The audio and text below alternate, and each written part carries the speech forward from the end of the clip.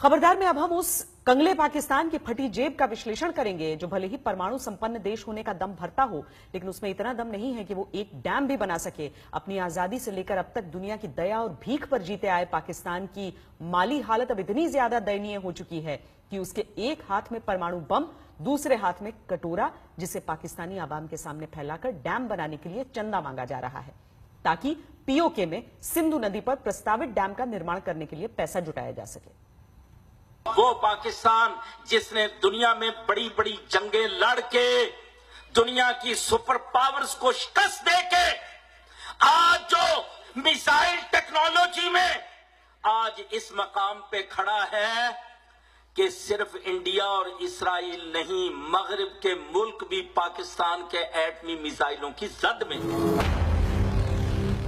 हमारा मुल्क जो काम अवामी हुकूमतों को करना है, जो लेजिस्लेचर को करना है, जो एग्जीक्यूटिव को करना है, वो करे।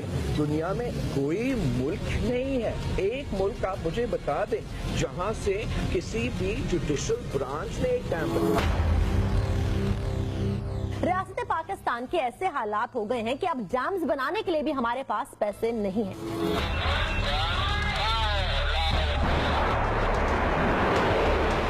बात बात पर परमाणु बम की धौंस देने वाले पाकिस्तान के पास इतने पैसे भी नहीं हैं कि वो एक डैम बना सके।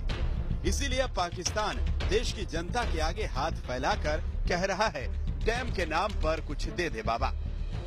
रियासत पाकिस्तान के ऐसे हालात हो गए हैं कि अब डैम्स बनाने के लिए भी हमारे पास पैसे नहीं हैं।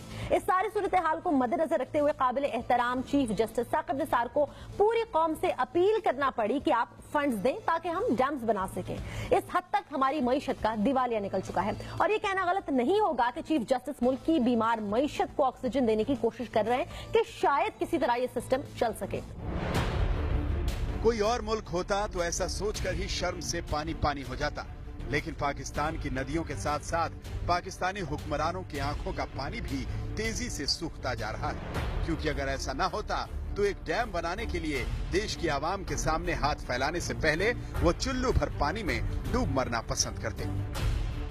जहां से पैसा आ सकता है डैम्स के लिए उस साइड पे नहीं जा रहे, आप उस कौम से मांग रहे हैं, कौन देगी? ये तो बेचारे हर दौर में ये तैयार रहते हैं कि जी हमारी खाल भी उतार रहे हैं इस मुल्क की मोहब्बत में, लेकिन जो मगरमच्छ यहाँ से लूट गए हैं या लूट रहे हैं उन पे भी हाथ डलेगा नहीं डलेगा। 250 बिलियन रुपीज के लोन राइट ऑफ हुए आमिर साहब जी, उनसे लेन आपने कहा था हम उनसे निकलवाएं। आप जो एक आम आदमी बेचारे को कह रहे हैं 100 रुपया दो, 200 दो, डैम 100-200 से नहीं बनते। आप आवाम से कितना इकट्ठा कर लेंगे? 5 अरब, 10 अरब, मैं कहता हूँ 20 अरब। ये 20 अरब से डैम बनते हैं? आपका ख्याल है आमिर साहब? पाकिस्तान भले ही हमें अपना दुश्मन मानता हो, लेकिन दुनिया के लिए पाकिस्तान दया का पात्र बन चुका है। भला कौन सा देश डैम जैसे आधारभूत निर्माण के लिए देश की जनता के सामने झोली फैलाता है? हाल ही में पाकिस्तान को घोर जल संकट से जूझ रहे दुनिया के देशों की लिस्ट में तीसरे नंबर पर रखा गया, जिससे चिंतित पाकिस्तान के मुख्य न्यायाधीश साकिब निसार ने पाकिस्तानी सरकार की अयोग्यता को देखते हुए पाकिस्तान में 2 डैम बनाने के लिए लोगों से चंदा देने की अपील की। उदाहरण पेश करते हुए पाकिस्तान के चीफ जस्टिस ने खुद सबसे पहले अपनी तरफ से 10 लाख रुपए का चंदा देने की घोषणा की। पाकिस्तान के सुप्रीम कोर्ट ने एक समिति बनाई और निर्देश दिया कि एक खाता खोला जाए जिसमें सभी दान एकत्र किए जाएंगे। चीफ जस्टिस की गुहार के बाद पाकिस्तानी आर्मी ने अपनी तरफ से 1 और 2 दिन के वेतन देने की घोषणा कर दी। पाकिस्तान के वित्त मंत्रालय ने चंदा जमा करने के लिए एक बैंक अकाउंट भी खोल दिया और प्रधानमंत्री बनने के सपने देख रहे इमरान खान ने यह बैंक अकाउंट नंबर अपने ट्विटर अकाउंट से सार्वजनिक भी कर दिया, जिसके बाद पाकिस्तान की आवाम ने चंदा देना भी शुरू किया। किसी ने 100 रुपए तो किसी ने 50 रुपए दिए, किसी ने 30 रुपए भी दिए। ये पाकिस्तानी बच्चे बाजोड़ एजेंसी के रहने वाले हैं, लाहौर में जूते पॉलिश करने का काम करते हैं। ये बच्चे आज पंजाब बैंक में सुप्रीम कोर्ट की तरफ से खोले गए द्यामर भाषा डैम अकाउंट में एहतियात जमा करवाने आए हैं और पूरी कौम के लिए पैगाम दे रहे हैं, पाकिस्तानियों आगे बढ़ो और डैम के लिए ज्यादा से ज्यादा एहतियात जमा करवाओ। जिस 2 डैम को बनाने के लिए इन दिनों पाकिस्तान में आम जनता से चंदा उगाही की जा रही है, उसमें पहला जयमार भाषा डैम गिलगित बाल्टिस्तान और दूसरा मोहम्मद डैम स्वात नदी पर बनाया जाना है। अब जरा थोड़ा गणित भी कर लेते हैं। पाकिस्तान सरकार के मुताबिक जयमार भाषा डैम की कंस्ट्रक्शन लागत 650 अरब रुपए है।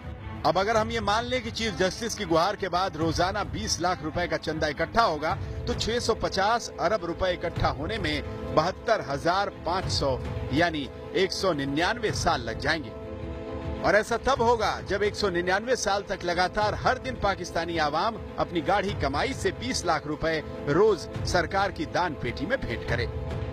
ये फंड जो है, पाकिस्तान में एक एवरेज आदमी की कितनी इनकम है सालाना, अगर आप स्टैटिस्टिक्स निकालें तो ये तकरीबन 1.5 लाख रुपए एक जो आपकी पर कैपिटा इनकम है सालाना 1.5 लाख रुपए। ठीक है, अगर आपने ये डैम खड़े करने हैं ना तो आपको हर पाकिस्तान के इंडिविजुअल से 30,000 रुपए चाहिए। ये जो 2 डैम चीफ जस्टिस साहब ने बताए इनको बनाने के लिए हर पाकिस्तान के इंडिविजुअल से हर पाकिस्तान के इंडिविजुअल को 30,000 रुपए देने होंगे। अब मुझे बताएं, एवरेज में अगर देखा जाए तो ये 2.25 महीने की तनख्वाह बनती है। आप एक दिन 2 दिन की तनख्वाह डिपॉजिट करा के अगर कहते हैं कि जी अब डैम खड़ा हो जाएगा, तो भाई ऐसा नहीं होगा। जो देश पहले से ही अमेरिका और चीन के फेंके गए टुकड़ों पर पल रहा हो, वो देश अगर एक डैम बनाने तक के लिए कौड़ी कौड़ी का मोहताज हो तो इसके लिए वो खुद जिम्मेदार है। अगर पाकिस्तान सूखी रोटी खाकर परमाणु बम बनाने से बाज आया होता, अगर पाकिस्तान आतंकवादी संगठनों के पालन पोषण में दिल खोलकर खर्च करने से बाज आया होता, तो आज पाकिस्तान को अपनी जनता के सामने हाथ फैलाकर न कहना पड़ता, डैम के नाम पर कुछ दे दे बाबा। 625 बिलियन रुपीस से डैम ने बन रहा है। अगर आप उसके साथ इलेक्ट्रिसिटी प्रोड्यूस करेंगे तो आपको 104 बिलियन और डालना पड़ेगा। और भाषा डैम के ऊपर वर्ल्ड बैंक और बाकी जो पार्टिसिपेंट हैं वो भी उससे हाथ खींच चुके हैं। और उसके साथ साथ जो अपना यहाँ पर पाकिस्तान के अंदर जो चाइना को डैम देने का कहा था, तो चाइना ने कहा था कि एक डैम आप हमारे साथ कोई और डैम प्लेज करें तो हम आपका ये भाषा डैम को फाइनेंस करेंगे। तो वो भी चीजें नहीं। अब भाषा डैम को कहते हैं कि 3 हिस्सों में उनको डिवाइड किया हुआ है। उस में आपने, और आज अगर भाषा डैम शुरू हो, भाषा डैम, तो उसकी फिजिबिलिटी कहती है कि 10 से 12 साल में बनेगा।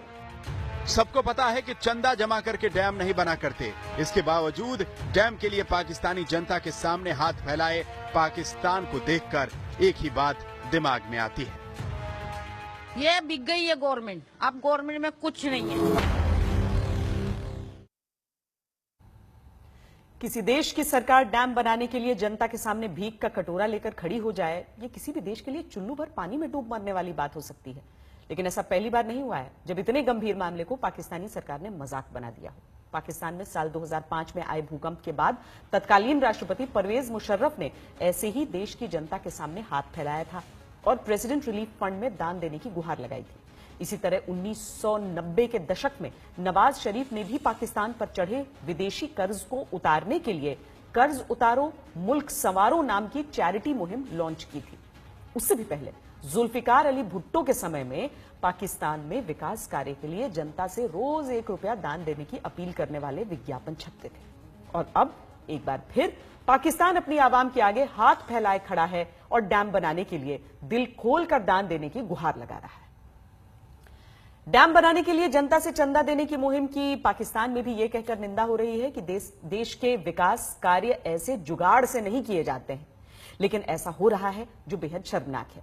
लेकिन इस शर्मनाक हालत के लिए खुद पाकिस्तान की सरकारें जिम्मेदार हैं, जो अपने मुल्क की तरक्की से ज्यादा भारत से दुश्मनी निभाने में दिलचस्पी रखती हैं। इसी साल अप्रैल में पाकिस्तान सरकार ने अपने रक्षा बजट में 10% की बढ़ोतरी करके उसे 999 अरब रुपए से बढ़ाकर 1100 अरब रुपए कर दिया। वो भी तब जब पाकिस्तान की माली हालत इतनी खराब है कि उसका विदेशी मुद्रा भंडार मई 2017 में 16 अरब 40 करोड़ डॉलर से घटकर 9 अरब 40 करोड़ डॉलर रह गया। विदेशी मुद्रा भंडार की खस्ता हालत के चलते पाकिस्तान को चीन से 1.5 अरब डॉलर का कर्ज लेना पड़ा, जिसके बाद पाकिस्तान पर चीन का कुल कर्ज बढ़कर करीब 5 अरब डॉलर हो चुका है। दूसरी तरफ डॉलर के मुकाबले पाकिस्तानी रुपया धूल फांक रहा है। लगातार गिरावट के चलते $1 के मुकाबले पाकिस्तानी रुपया 130 के स्तर तक पहुंच गया है। यही कारण है कि अब तक दुनिया के आगे हाथ फैलाने वाले पाकिस्तान को अपनी आवाम के आगे हाथ फैलाना पड़ रहा है। पाकिस्तान में तो एक्सपर्ट्स कह रहे हैं कि इस साल के खत्म होने से पहले पहले पाकिस्तान दिवालिया घोषित हो जाएगा। एक दिन के अंदर पिछले साल में हर रोज का 7 अरब रुपए का इजाफी कर्जा पीएमएलएन हुकूमत ने हमारे ऊपर चढ़ाया है। अब कितना होता है 7 अरब? जो शौकत खानम बनाया गया था उसकी टोटल कॉस्ट थी 4 अरब रुपया, यानी कि एक दिन का 7 अरब का आपने इजाफी कर्जा लिया। उस कर्जे से आप अभी तक रोजाना डेट में भी ले रहे हैं, अभी भी 7 अरब रोजाना का लिया चला जा रहा है, ले चले जा रहे हैं।